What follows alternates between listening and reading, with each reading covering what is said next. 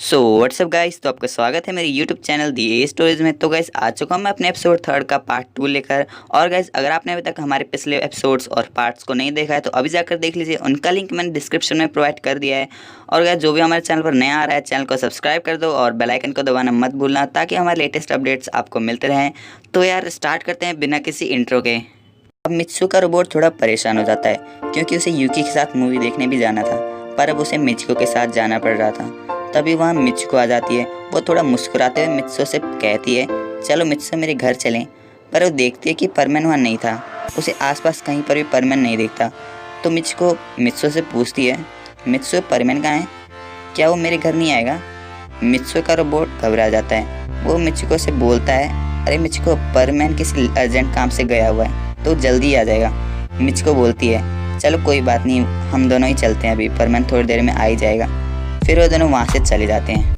यहाँ परमन और सुमिरे साथ में होते हैं। वो हाथ में हाथ डालकर चल रहे होते हैं। पर परमन पाको के बारे में सोच रहा था। वो कल की बात को याद कर रहा था, जब पाको उसके घर से चली गई थी और पाको ने कल से उससे बात भी नहीं करी थी।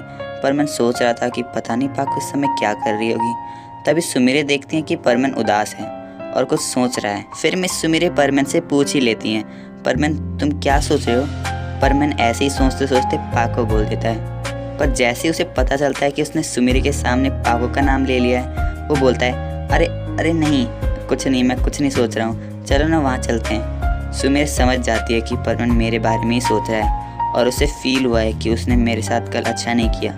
पर सुमिरे अभी भी परमन से थोड़ा गुस्सा ही थी और उनका गुस्सा पूरी तरह से शांत नहीं हुआ था अभी। वो कहती हैं, चलो ठीक है, वहीं चलते हैं। और वो दोनों वहाँ चले जाते हैं। यहाँ मिचिको के घर में पार्टी चल रही थी। सभी लोग वहाँ आए हुए थे।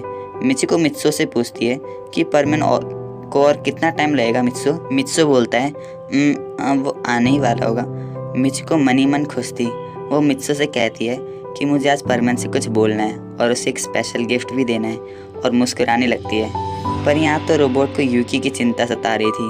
वो मिचिको से कहता है, अरे मिचिको, मुझे कुछ काम याद आ गया है, मैं भी थोड़ी देर में आता हूँ, ओके? और वहाँ से चला जाता है। मिचिको सोचने लगती है कि ये मित्सु को अचानक कौन सा काम याद आ गया। शायद वो परमन को बुलाने गया है। पर गाइस आप तो जानती हैं कि रोबोट परमन को बुलाने नहीं गया होगा, वो यूकी के पास ही गया होगा। और यही होता है गाइस, वो यूकी के पास भागते भागते जाने लगता है और वो अपनी पूरी स्पीड में भाग रहा होता है। पर तभी उसे याद आता है कि उसने यूकी के लिए तो कोई गिफ्ट लिया ही नहीं। तभी वो एक शॉप के पास चला जाता है और वहाँ से हार्ट शेप चॉकलेट का बॉक्स खरीद लेता है। अब सीन यूकी के पास आता है। मित्सु का फिल्म हॉल के बाहर वेट कर रही थी। मित्सु लेट हो गया है, मूवी स्टार्ट ही होने वाली है।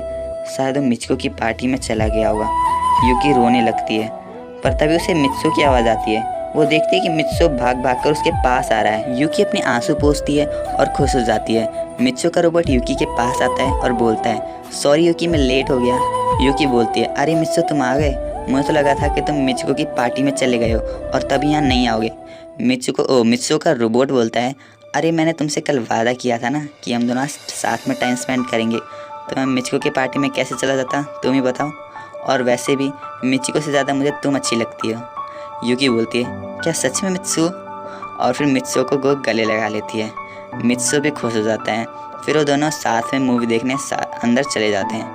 अब सीन परमन और सुमिरे पे आता है। वो दोनों खूब इंजॉय कर रहे होते हैं। सुमिरे परमन के साथ इतना एंजॉय कर रही होती है कि वो उसे सबक सिखाने के बारे में तो भूल ही जाती है। वो कुछ देर बाद कॉफ़ी शॉप में जाते हैं और वहाँ के टेबल में साथ बैठकर कॉफ़ी पीने लगते हैं। वो दोनों साथ में कॉफ़ी पी रहे होते हैं कि तभी मिस सुमिरे परमन से पूछ लेती हैं, परमन तुम मुझे एक बात बताओगे? परमन बोलता है, अरे आपके लिए कुछ भी मिस सुमिरे, आप पूछिए ना। तुम्हें पाको कैसी लगती है? परमन थोड़ा नर्वस हो जाता है। पाको, पर आप गुस्सा मत होना प्लीज़। पाको ना थोड़ी खड़ूस है और वो जब देखो मुझसे बेमतलब की बातों पर लड़ाई करती रहती है। सुमिरे थोड़ा गुस्सा हो जाती है, ये परमन।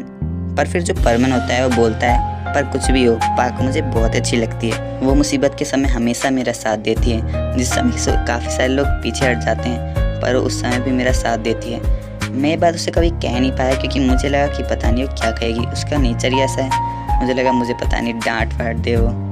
फिर जो सुमिरे होती है वो मन ही मन मुस्कुराने लगती है। उसके चेहरे पर एक अलग सी रौनक आ जाती है। अच्छा, पर मेरे बारे में ऐसा सोचता है? फिर सुमिरे बोलती हैं कि मैं तुम्हें बताऊं कि पाको तुम्हारे बारे में क्या सोचती है? परन बोलता है, क्या वो आपसे मेरे बारे में बात करती है? हाँ, वो तुम्हारे बारे में बहुत बात करती है। अच्छा फिर बताइए ना कि वो आपसे क्या बोलती है मेरे बारे में। मिस सुमिरे जो पाको ही होती है वो बोलती है कि पाको तुमसे तुम्हें बहुत प्यार करती है। मुझे पता है कि तुम मेरे पर विश्वास नहीं करोगे, पर मैं सच कह रही हूँ। वो बस जब भी परमानेंट सेट पहन लेती है तो उसका नेचर थोड़ा गुस्से वाला हो जाता है, पर वो काफ़ी काइंड नेचर लड़की है। उसकी बातों से ये दिखता है कि वो तुम्हें कितना चाहती है। परमन को तो अपने कान पर विश्वास ही नहीं हो रहा था। वो बोलता है, क्या सच में? मुझे आपसे पाको को लेकर एक बात करनी थी। वो कल मेरे घर आई थी। सुमिरे कहती है, हाँ उसने मुझे सब बताया। परमन बोलता है, वो मेरे से ज़्यादा नाराज़ तो नहीं है ना? होगी भी तो तुमने जो उसके बारे में कहा ये सुनकर वो खुश हो जाएगी। क्या मतलब? परमन पूछता है। अरे कुछ नहीं। परमन बोलता है, काश पाको भी मियाँ होती तो मैं उसे कल के बात के लिए माफ़ी मांग लेता और मुझे उसे चॉकलेट भी देना था। पर मेरी तरफ से क्या आप उसे चॉकलेट दे देंगी मिस सुमिरे? मिस सुमिरे बोलती हैं, तुम उसे खुद क्यों नहीं दे देते? मैं पाको को बुला सकती हूँ, मुझे पता है कि वो अभी कहाँ है। क्या आप सच कह रही हैं? हाँ, 1 मिनट यहीं रुकना, मैं अभी उसे बुला के आती हूँ। वो बाहर जाती हैं और परमानेंट सेट पहन लेती हैं और अपने सारे कपड़े चेंज कर लेती हैं और कैफ़े की तरफ वापस आती हैं। परमानेंट बाहर आता है। वो देखता है कि पाको सामने से आ रही है।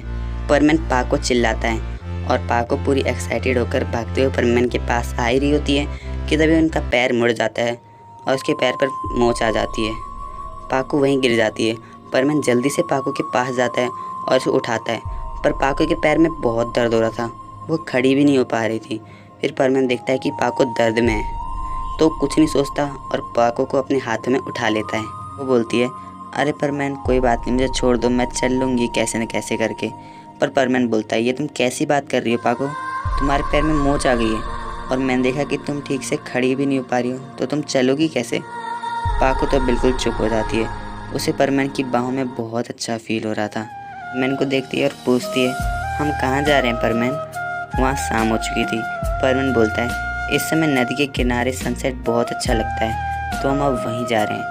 पाको मन ही मन परमानेंट को और अपने आप को सनसेट के सामने इमेजिन कर रही होती है। वो सोचती है कि कितना रोमांटिक होगा ये फीलिंग और मन ही मन बहुत ज़्यादा खुश हो जाती है वो।